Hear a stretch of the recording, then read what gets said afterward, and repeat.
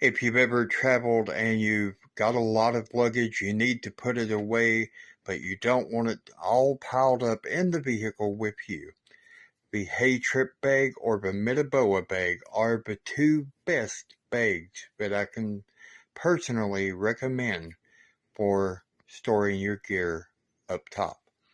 The Hey Trip bag is smaller, and I would recommend it for trips, for example, weekend trips or a very short trip for one person but don't have a overabundance worth of stuff.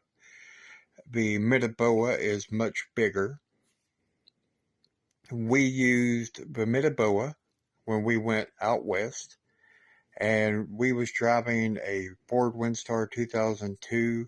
The Mitaboa stretched from the back glass all the way up to the windshield and from one side to the other. So it's the complete top of the car or van.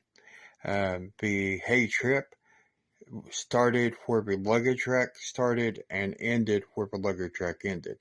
So it's up to you which one you think is best for your personal needs for the trip that you have upcoming. But these are the two choices that I would personally recommend.